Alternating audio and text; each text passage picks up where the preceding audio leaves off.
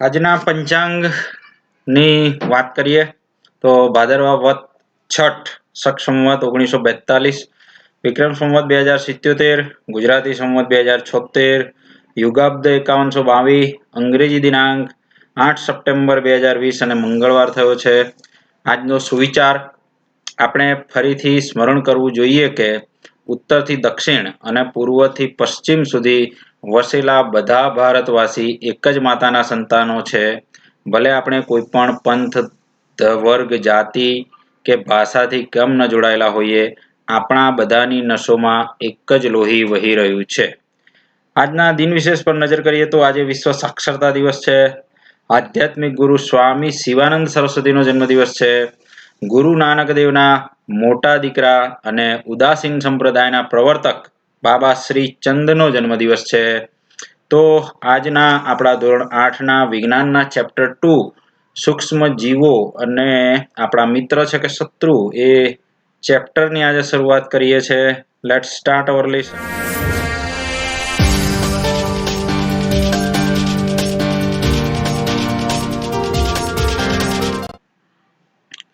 તો નમસ્તે વિદ્યાર્થી મિત્રો. સૂક્ષ્મ જીવો આપણા મિત્ર હોઈ શકે અને શત્રુ પણ હોઈ શકે, એના વિશે ડિટેલમાં આજે જોવાના છીએ. તો આપણા લેસનની શરૂઆત કરીએ છીએ.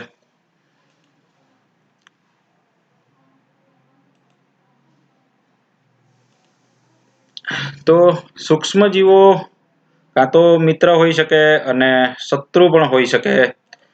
તો આમ તો આપણે જોઈએ છે કે આપણી આસપાસ ઘણા બધા વનસ્પતિઓ છે, પ્રાણીઓ છે, પણ કેટલાક એવા સૂક્ષ્મ જીવો છે કે જેને આપણે નરી આંખે જોઈ શકતા નથી, મતલબ આપણી ખુલ્લી આંખથી એને જોઈ શકતા નથી. તો અહીંયા હાઇલાઇટરની મદદથી પણ તમને થોડુંક હું બતાવું છું. તો જે એવા નથી જોઈ શકાતા એને આપણે સૂક્ષ્મ જીવો કહીએ છીએ. નરી આંખે જેને જોઈ શકતા નથી એવા સૂક્ષ્મ જીવો છે. તો અહીંયા જે ચેપ્ટર છે આપણું માઇક્રોબ્સ, તો એ સૂક્ષ્મ જીવો આવા છે. ચોમાસામાં તમે જુઓ છો કે ઘણી જગ્યાએ ફૂગ લાગેલી તમે જુઓ છો, અને કંઈક ધબ્બા પડી ગયેલા હોય, રાખોડી રંગના હોય, સફેદ રંગના હોય, તો આ બધા ધબ્બા પણ એ નાના નાના સૂક્ષ્મ જીવો છે. ફૂગ કહેવાય છે અને તમે ફૂગ ચડી ગઈ એવું કહો છો. તે ચોમાસામાં ખૂબ જોવા મળે છે. તો આવી વસ્તુઓને આપણે બિલોરી કાચથી જોવી જોઈએ તો સૂક્ષ્મ જીવો શું છે ખબર પડે. તો સૂક્ષ્મ જીવોને આપણે બીજી કઈ રીતે જોઈ શકાય? તો તળાવમાંથી જે થોડુંક એવું પાણી હોય એના ટપકા જો આપણે માઇક્રોસ્કોપમાં જોઈએ તો એમાં પણ હલનચલન કરતા નાના નાના જીવો જોઈ શકાય છે. તો આવા જેને આપણે સીધા નથી જોઈ શકતા, નરી આંખે નથી જોઈ શકતા, એવા જ બધા જ નાના નાના જીવ છે, પાણીમાં રહે છે અને ફૂગ સ્વરૂપે હોય, કોઈ પણ સ્વરૂપે હોય, તો એ બધા નાના નાના સૂક્ષ્મ જીવો છે. બરાબર છે. તો નરી આંખે આ બધા નથી જોઈ શકાતા, પણ એને બિલોરી કાચ વડે જોઈ શકાય છે. મેં તમને કીધું બ્રેડ ઉપર ફૂગ આવી જતી હોય, કોઈ પણ લાકડા પર ફૂગ આવી જાય, બરાબર. તો એ નાના નાના જે જીવો છે, સૂક્ષ્મ જીવોના કારણે આવી ફૂગ આવતી હોય છે. તો અહીંયા સૂક્ષ્મ જીવોના મુખ્ય 4 પ્રકાર પડે છે. 4 મુખ્ય વર્ગમાં એનું વિભાજન થાય છે. જોઈ શકો છો તમે કે એક બેક્ટેરિયા કહેવાય છે, બીજું ફૂગ છે, ત્રીજું પ્રજીવ છે અને લીલ. લીલ શબ્દ તમે સાંભળ્યો છે? પાણીમાં થાય છે, તમે જુઓ છો ને ઘણી વાર કહો છો કે મને લીલ છે, લપસી જવાશે, બરાબર છે. તો એક પણ એક પ્રકારના સૂક્ષ્મ જીવોનો એક પ્રકાર છે બેક્ટેરિયા, વાયરસ, બરાબર છે. અને બેક્ટેરિયા છે. વાયરસ એક નવો શબ્દ, અને તમારા માટે છેલ્લા કેટલાક મહિનાથી, માર્ચ મહિનાથી રેગ્યુલર આપણે કોરોના વાયરસ શબ્દ વાપરીએ છીએ અને એનો અનુભવ આજે આખી દુનિયા કરી રહી છે. માત્ર ભારતમાં જ અત્યારે આપણે 40 લાખની આસપાસ આ વાયરસના કારણે કેસો પહોંચી ગયા છે. આપણી નજીકમાં, આપણા પડોશમાં અને ઘણી બધી જગ્યાએ વાયરસે આતંક મચાવ્યો છે. તો આજે વાયરસનું ચેપ્ટર છે, શીખવાની પણ ખૂબ મજા આવશે. તો નાના નાના સ્વરૂપે છે, કઈ રીતે કામ કરે છે, એમનું કેવું રચના છે, એ પણ તમને ચિત્રના માધ્યમથી જોવા મળવાનું છે. તો આ સૂક્ષ્મ જીવો છે એ માત્ર સૂક્ષ્મદર્શી યંત્ર છે, સૂક્ષ્મદર્શક યંત્ર માઇક્રોસ્કોપથી જોઈ શકાય છે. આવા જે છે એ બેક્ટેરિયા, વનસ્પતિ અને પ્રાણીઓ એ બંને પ્રકારમાં તમને જોઈ શકાય છે. કાં તો વનસ્પતિમાં તમે જોઈ શકો છો અને પ્રાણીઓમાં પણ જોઈ શકો છો. વાયરસની વાત આવે છે તો વાયરસના કારણે જે ફેલાય છે, અહીંયા કેટલાક ઉદાહરણ આપ્યા છે કે શરદી છે, ઇન્ફ્લુએન્ઝા છે અને ઉધરસ છે. આ બધા વાયરસ દ્વારા થતા રોગો છે. તો એ બધા આપણને નુકસાન કરે છે. વાયરસ હંમેશા આવી રીતે આપણને નુકસાન કરતો હોય છે. હાલમાં જે કોરોના વાયરસ છે એ બીમારી છે, શરદી, ઇન્ફ્લુએન્ઝા અને ઉધરસ જેવી જ છે. એ પણ આ વાયરસને કારણે ફેલાય છે, પણ એનું નામ શું આપ્યું છે? કોરોના. ઠીક છે. તો અહીંયા પોલિયો, અછબડા એવા પણ રોગો છે એ આ વાયરસના કારણે જ ફેલાય છે.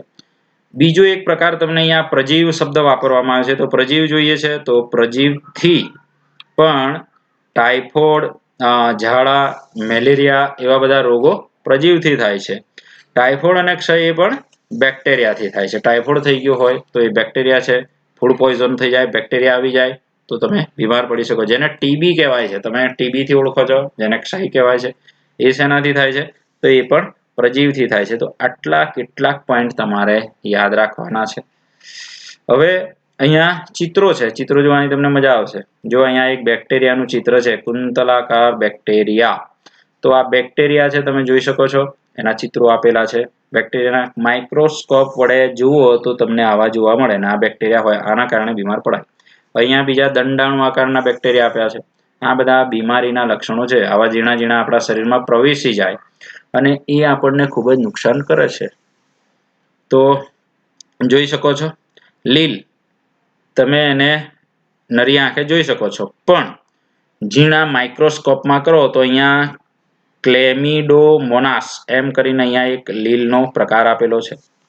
બીજો અહીંયા આપેલો છે સ્પાયરોગાયરા, બરાબર, એ પણ એક લીલનો પ્રકાર છે. અહીંયા માઇક્રોસ્કોપની મદદથી એકદમ ઝીણા ફોટોગ્રાફ્સ તમને બતાવવામાં આવ્યા છે, બરાબર છે.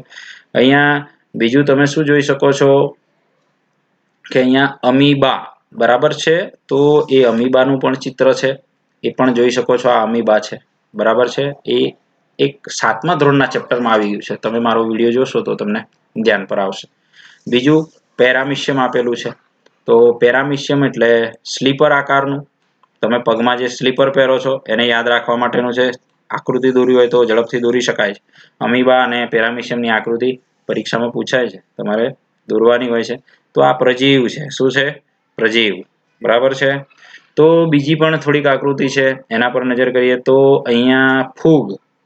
ફૂગ ફાયદાકારક છે, એ તમને હું આગળ સમજાવું છું કે કઈ રીતે ફાયદાકારક છે અને નુકસાન પણ કરે છે સાથે સાથે. પણ અહીંયા બ્રેડ મોલ્ડ, બરાબર, એક પ્રકારની ફૂગ છે. તમે માઇક્રોસ્કોપથી જુઓ તો તમે આ જોઈ શકાય, બરાબર.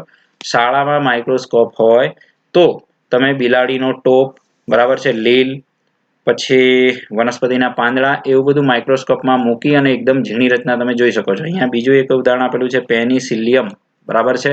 પછી અહીંયા છે એસ્પરજીલસ. આ બધા ફૂગના પ્રકારો છે, બરાબર છે, તમને અહીં જોવા મળે છે. અને સૌથી અગત્યનું હાલમાં જે ચાલી રહ્યું છે કોરોનાના ચિત્રો તો તમે ટીવી પર વારંવાર જુઓ છો, પણ એ સિવાય વાયરસ કેવા હોય જુઓ. આ વાયરસનું ચિત્ર છે, આ પણ વાયરસનું ચિત્ર છે. વાયરસ ખૂબ ખતરનાક હોય છે, એ હવે સમજાવવાની તમને જરૂર નથી. તમે ખૂબ જ સારી રીતે એને સમજતા હશો, બરાબર છે. તો આગળની તરફ એની નજર કરીએ આપણે. તો સૂક્ષ્મજીવો ક્યાં રહે છે, કે એમનું રહેવાનું સ્થાન ક્યાં છે? તો પહેલી વસ્તુ કે સૂક્ષ્મજીવો છે ને એક કોષી હોય. આપણે બધા બહુકોષી પ્રાણીઓ છીએ, પણ સૂક્ષ્મજીવો એક કોષી છે. એમાં બેક્ટેરિયા, જેમ કે બેક્ટેરિયા, કેટલીક લીવ અને પ્રજીવો એ બહુકોષીય સૂક્ષ્મજીવો, લીલ અને ફૂગ પણ હોઈ શકે, બરાબર છે. અહીંયા આપેલા છે કે લીલ અને પ્રજીવો અથવા તો બહુકોષીય સૂક્ષ્મજીવો, આ દાખલા તરીકે લીલ અને ફૂગ, એ શું છે? બહુકોષીય છે. તો એ લોકોના રહેવાનું સ્થાન શું છે કે એકદમ બર્ફીલી, ઠંડી, ગરમ પાણીના ઝરા, રણથી દલદલયુક્ત ભૂમિ, આવી બધી જગ્યાઓમાં આ જોવા મળે. લીલ અને ફૂગ પણ જોવા મળે. લીલ તો તમે જોઈ છે ઘણી જગ્યાએ છે. ફૂગ ક્યાં શું છે એ ગમે ત્યાં જાય, ભેજવાળી જગ્યા ઉપર તરત આવે છે, બરાબર. તો ત્યાં તમે જોઈ શકો છો. પછી કાં તો એ મનુષ્યના શરીરમાં પણ હોઈ શકે અને પ્રાણીઓના શરીરમાં હોય. માણસ અને પ્રાણીઓ એનામાં જો આ બેક્ટેરિયા અથવા તો વાયરસ જો આપણા શરીરમાં પ્રવેશ કરે તો આપણે બીમારીની સંભાવના રહેલી છે. એટલે એમની રહેવાની જગ્યા એ પણ કહી શકાય કે આપણા શરીરમાં પણ હોય અને પ્રાણીઓના શરીરમાં પણ હોય. કેટલાક સૂક્ષ્મજીવો અન્ય સજીવો પર પણ આશ્રિત હોય છે અને કેટલાક એમની જાતે સ્વતંત્ર હોય છે. અન્ય સજીવો ઉપર જો આશ્રિત હોય તો એનું ભરણ પોષણ અથવા તો એમાંથી જે કંઈ મેળવવાનો છે ખોરાક, એ એમાંથી મેળવતા હોય છે. હવે સૂક્ષ્મજીવો અને આપણી ભૂમિકા અને સૂક્ષ્મજીવો એ શું છે જોઈએ.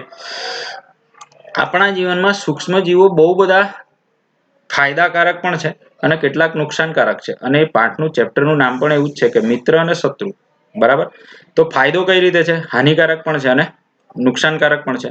બીમાર પણ પડાય છે. પણ ફાયદો ક્યાં છે?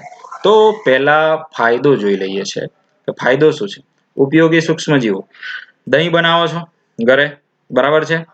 બ્રેડ બનાવો છો, કેક છે. બ્રેડ કદાચ બજારમાંથી લાઈન ખાવ છો, કેક પણ ઘરે બી મળે, બજારમાં પણ મળે છે. કઈ રીતે ફૂલીને એકદમ દડા જેવી થઈ જાય છે. બ્રેડ પણ એવું છે કે સરસ મજાનું પોચું થાય છે. દહીં બનવાની પ્રક્રિયા સૂક્ષ્મજીવોના આધારે જ તૈયાર થાય છે. બાકી દહીં બને નહીં. બ્રેડ પોચા બનવાનું કારણ શું છે? એ પણ આવા સૂક્ષ્મજીવોના કારણ જ છે, પણ એ આપણા શરીરને ઉપયોગી છે. પ્રાચીન કાળમાં સૂક્ષ્મજીવોનો ઉપયોગ આલ્કોહોલ બનાવવા માટે કરવામાં આવતો હતો. બરાબર છે. આલ્કોહોલનો શુદ્ધ દેશી ભાષામાં હું તમને વાત કરતો નથી. બરાબર છે. પર્યાવરણને ચોખ્ખું રાખવાનું કામ પણ આવા કેટલાક સૂક્ષ્મજીવો કરે છે. દાખલા તરીકે કાર્બનિક કચરો, ખાતર. સીધી ભાષામાં તમને કહું તો ખાતર જે આપણે કચરો છે, બરાબર, શાકભાજીની છાલ, પ્રાણીના અવશેષ, મળ, આનું વિઘટન કરવાનું કામ બેક્ટેરિયા કરે છે. આપણે જે પણ આટલો બધો જે વેસ્ટ બહાર નાખીએ છીએ એને રૂપાંતર થવાનું કામ અથવા તો એને શું કહેવાય, મેળવણી કરવાનું, વિઘટન કરવાનું કામ, એનો નાશ કરવાનું કામ આવા બેક્ટેરિયા કરતા હોય છે. એટલે એ પણ ફાયદાકારક છે ને કે આપણા પર્યાવરણને નુકસાન થાય એવું ને એવું તમારું નાખેલું પડી રહે, ના કામ લાગે. બરાબર છે. તો આવી રીતે દહીં છે, બ્રેડ છે, કેક બનાવવામાં પણ એ ઉપયોગી છે. સાથે સાથે પર્યાવરણને સ્વચ્છ રાખવામાં પણ ઉપયોગી છે. તો હવે યાદ રાખો કે બેક્ટેરિયાનો ઉપયોગ ઔષધિ બનાવવામાં પણ થાય છે. કેટલાક બેક્ટેરિયા એવા છે કે જેને ઔષધ બનાવવું હોય તો એમાં પણ ઉપયોગી છે. દાખલા તરીકે કૃષિ ક્ષેત્રે નાઇટ્રોજન એ જમીનની ફળદ્રુપતા વધારવા માટે કરવામાં આવે છે. જમીનની ફળદ્રુપતા વધારવી હોય તો તમારે આ નાઇટ્રોજનની જરૂર પડે અને સાથે સાથે ઝીણા ઝીણા જે સૂક્ષ્મજીવો છે એ પણ આપણી જમીનને ફળદ્રુપ બનાવવામાં ખૂબ જ ઉપયોગી છે. દહીં અને બ્રેડ બનાવવા, હમણાં આગળ દહીં અને બ્રેડની વાત કરી છે. તો દૂધનું દહીંમાં રૂપાંતર થાય છે, પણ શેને લીધે? બેક્ટેરિયાના લીધે. દહીંના ટપકાને જો તમે સૂક્ષ્મદર્શક યંત્ર વડે જુઓ તો નાના નાના બેક્ટેરિયા તમે જોઈ શકો છો. પણ એ બધું જોયા પછી તમને દહીં ખાવાનું કદાચ મન ન પણ થાય. બરાબર છે.